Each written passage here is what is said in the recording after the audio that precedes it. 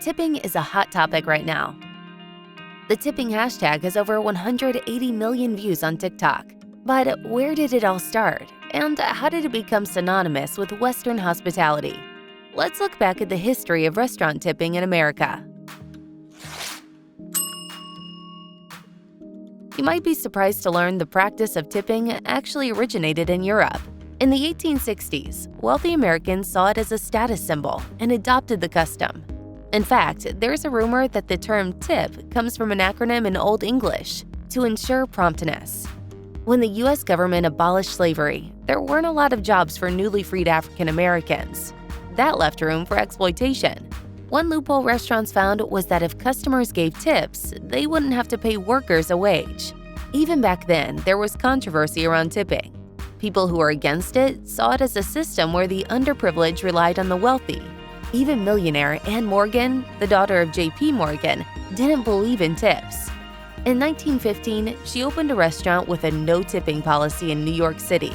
This anti-tip sentiment made its way to Europe, where it stuck. But it didn't take hold in America. Some states tried to ban tipping in the early 1900s. Influential members of the restaurant industry managed to have it reversed. Tipped workers were even excluded from the first federal minimum wage law in 1938.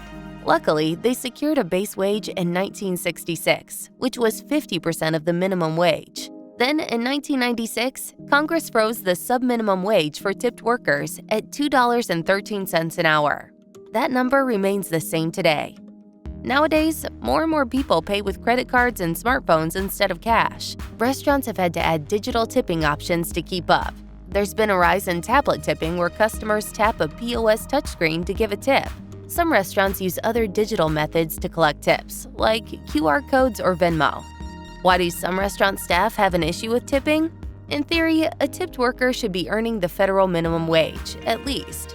If their hourly pay plus gratuities is less than minimum wage, the law requires the restaurant to pay out the difference. The question is, do they? Another dark side of tipping is that BIPOC workers tend to receive less tips. It also leaves female staff more vulnerable to sexual harassment. So, what's the future of tipping? Will we ever get rid of tips completely? Some restaurants attempted a no-tipping model, but ultimately, it didn't stick. The sticker shock for customers overshadowed the included gratuity. And some front-of-house staff preferred the tipping model because they made more money. These factors made it difficult for the restaurants to keep guests and staff around. But there have been some restaurants that found success without tips. A possible solution? Tax breaks for restaurants that go tip-free, or for those that offer higher wages for staff. While it seems like the practice is here to stay, there's no doubt that there's a revolution brewing to revamp tipping.